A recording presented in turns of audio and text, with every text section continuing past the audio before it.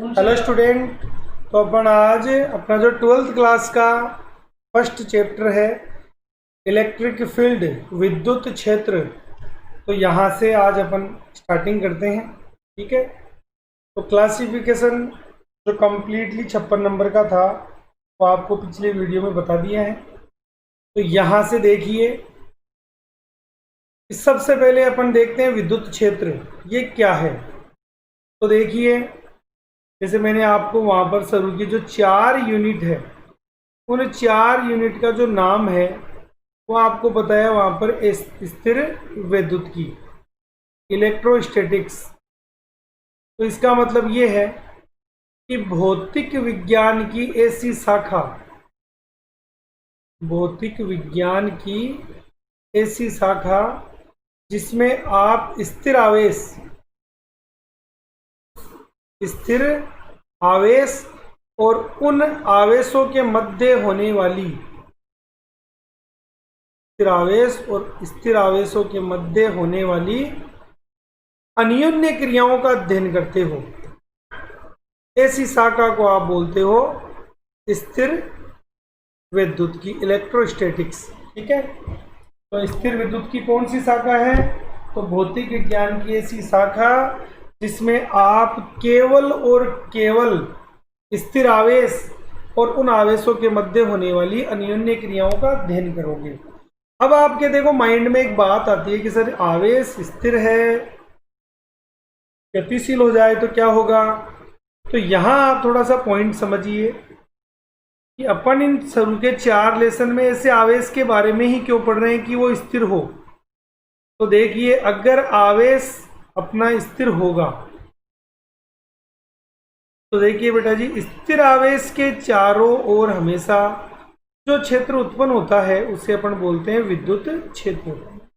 ठीक है, तो इसका मतलब ये है कि अपन इन शुरू के 4 लेसन में अगर स्थिर आवेश के बारे में पढ़ेंगे तो स्थिर आवेश के चारों ओर एक ही क्षेत्र उत्पन्न होता है, विद्युत क्षेत्र, यानी अपन विद्युत क्षेत्र के बारे में ही अध्ययन करेंगे।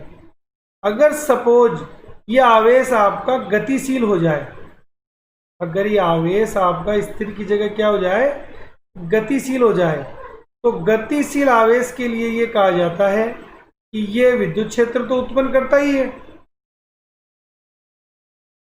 विद्युत क्षेत्र के साथ साथ इस बार जैसे ही आवेश गतिशील होगा, ये मैग्नेटिक फील्ड यानी चुंबकीय क्षेत्र भी उत्पन्न करेगा। ठीक है, तो इसके बारे में अपन जो अपना 7वां लेसन है विद्युत धारा का चुंबकीय प्रभाव, वहां पे पढ़ेंगे। तो वहां अपन साथ में चुंबकीय क्षेत्र के बारे में भी पढ़ेंगे। और अगर यही आवेश आपका त्वरित गतिशील हो जाए, यही आपका आवेश अगर त्वरित गतिशील हो जाए यानी इसका वेग समय के साथ अगर लगातार बढ़ता जाए, तो फिर ये आवेश एक विशेष प्रकार की तरंगों का निर्माण और करेगा जिसे अपन बोलते हैं विद्युत चुंबकीय तरंगे। तो यहाँ देखिए विद्युत क्षेत्र भी आ जाएगा, प्लस यहाँ साथ में चुंबकीय क्षेत्र भी आ जाएगा, प्लस अगर ये त्वरित गतिशील हुआ, ठीक है, यानी अगर समय के साथ इसके वेग में लगातार वृद्धि होती रहे, तो ये विशेष प्रकार की जो तरंगे हैं इलेक्ट्रोमैग्नेटिक वेव्स, ठीक है, विद्युत चुंबकीय तरंगे, इनका निर्माण भी करेंगे। तो अपना जो 17वां लेसन है विद्युत चुंबकीय तरंगों का, वहां अपन इस बात की भी चर्चा करेंगे कि विद्युत चुंबकीय तरंगों का मूल स्रोत क्या है। तो वहां अपना आंसर होगा कि एक त्वरित गतिशील आवेश, ठीक है, विद्युत चुंबकीय तरंगों का क्या होता है, मूल स्रोत होता है। तो आपकी बात समझ में आ गई होगी कि स्थिर विद्युत की क्या है। तो शुरू के 4 लेसन को अपन मिक्स में स्थिर विद्युत के नाम इसीलिए दे रहे हैं क्योंकि यहाँ पर अपन केवल और केवल स्थिर आवेश के बारे में ही चर्चा करने वाले हैं। ठीक है, अब देखिए, जैसे यहां मैं बार बार एक नाम बोल रहा हूं, आवेश। तो आवेश के बारे में बेटा जी आप देखिए, सबसे पहले एक यूनानी वैज्ञानिक बोल दीजिए या फिर आप उसे दार्शनिक बोल दीजिए, थेल्स।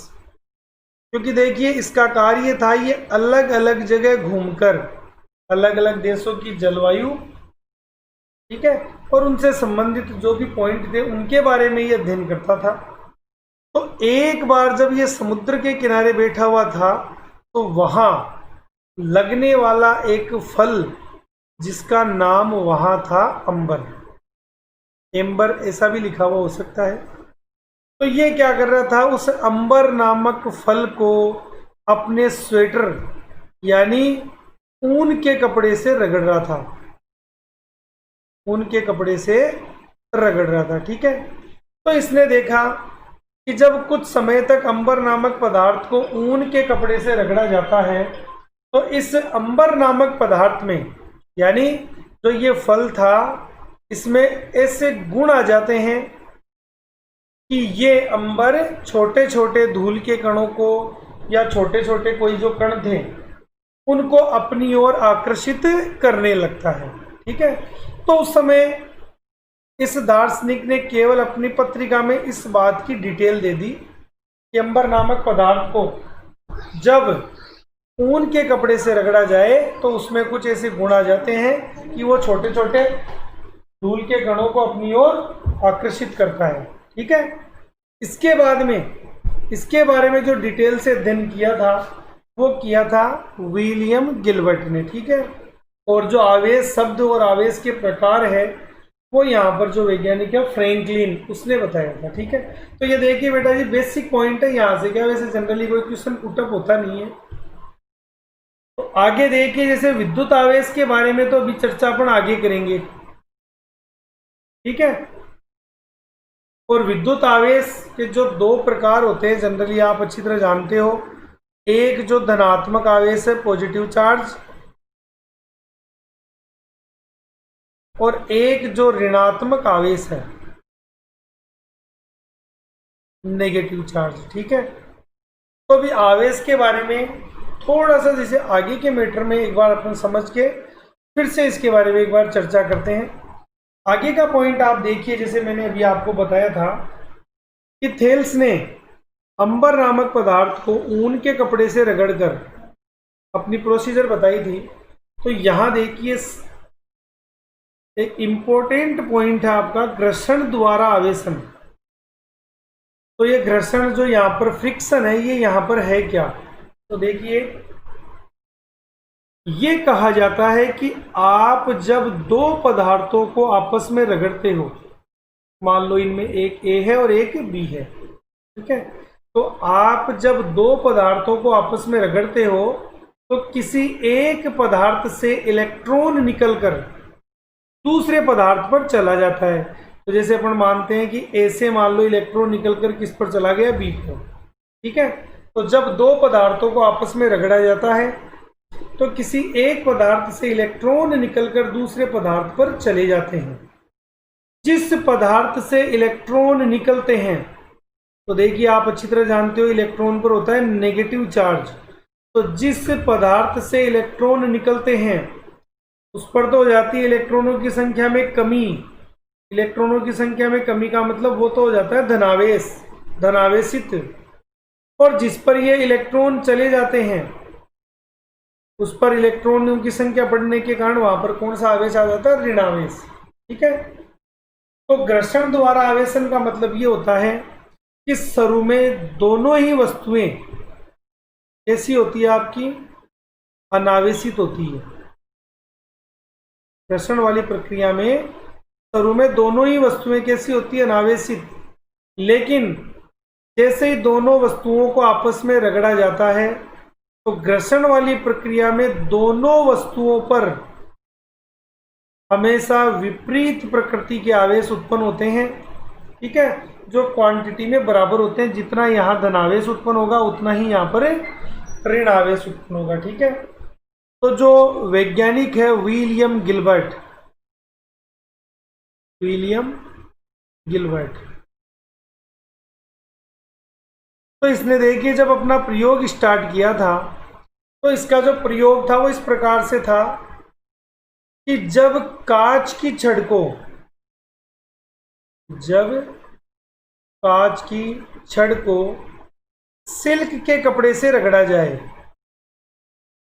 जब कांच की छड़ को सिल्क के कपड़े से रगड़ा जाए तो कांच की छड़ से इलेक्ट्रॉन निकलकर सिल्क के कपड़े पर चले जाते हैं। यानी आप यहाँ देखिए, अगर कांच की छड़ से इलेक्ट्रॉन निकलकर किस पर जाते हैं, सिल्क के कपड़े पर, तो कांच की छड़ तो हो जाएगी यहाँ धनावेशित, क्योंकि इससे तो इलेक्ट्रॉन निकल गए, और सिल्क का कपड़ा हो जाएगा यहाँ पर ऋणावेशित। और जैसे ही आप इन घर्षण युक्त कांच की छड़ों को पास पास लटकाते हो, तो यहाँ जो आपका पहला डायग्राम है आप उसमें देखिए कि कांच की छड़ ऐसी है जिसको आपने यहाँ पर सिल्क के कपड़े से रगड़ रखा है। तो कांच की छड़ पर देखिए यहाँ कैसा आवेश है, पॉजिटिव चार्ज, ठीक है, धनावेश। और जैसे ही आप दो घर्षण युक्त कांच की छड़ों को पास पास लटका कर देखते हो, तो उनके जो निचले सिरे हैं वो दूर दूर हो जाते हैं। यानी दोनों सिरों के बीच में कैसा बल लगता है, प्रतिकर्षण बल, ठीक है। दूसरा जो प्रयोग है, तो विलियम गिलबर्ट ने दूसरा प्रयोग दोहराया। इस बार आप एक एबोनोइट की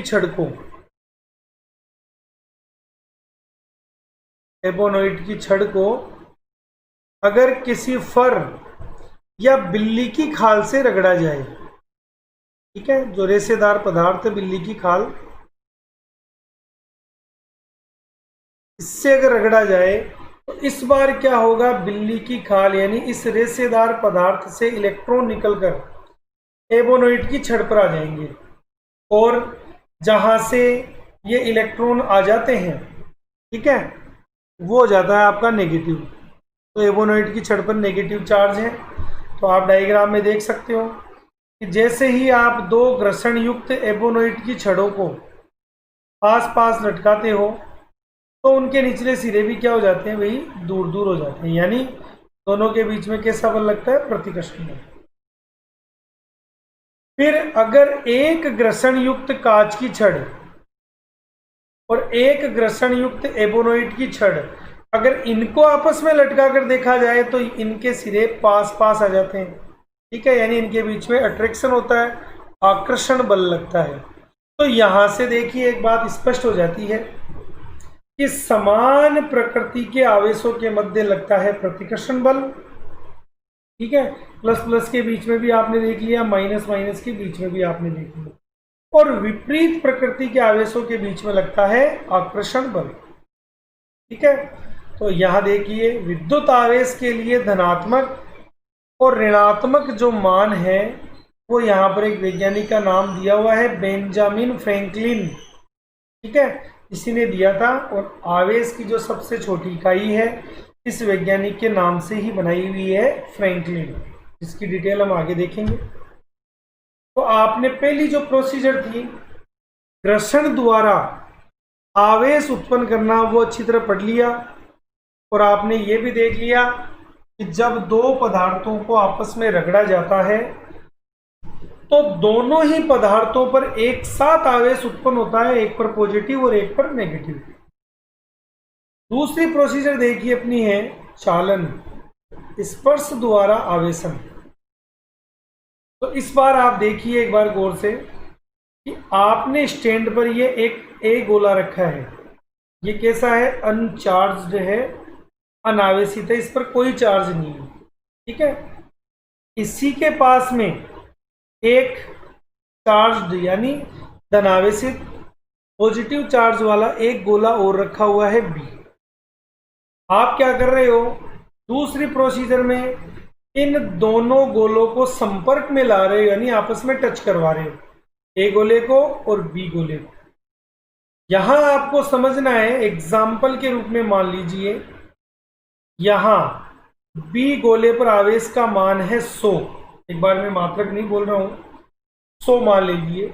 तो जैसे ही आप इन दोनों को टच करोगे तो जो 100 वैल्यू थी वो ए पर आना स्टार्ट हो जाएगी, और कब तक, जब तक कि दोनों पर आवेश का मान बराबर 50-50 नहीं हो जाता, 50-50।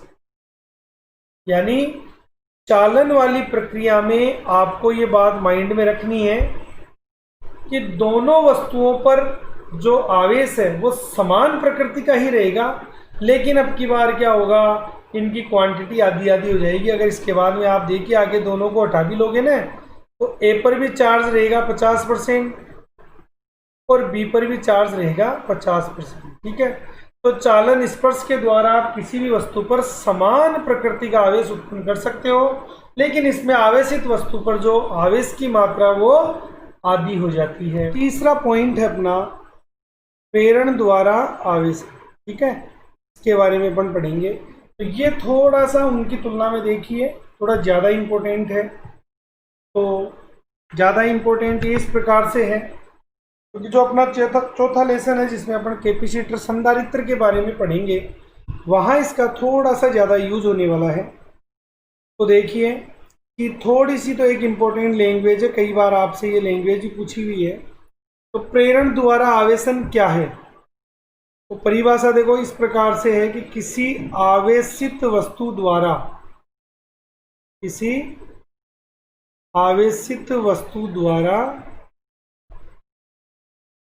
अनावेशित वस्तु पर, किसी आवेशित वस्तु द्वारा अनावेशित वस्तु पर आवेश उत्पन्न करने की प्रक्रिया, आवेश उत्पन्न करने की प्रक्रिया।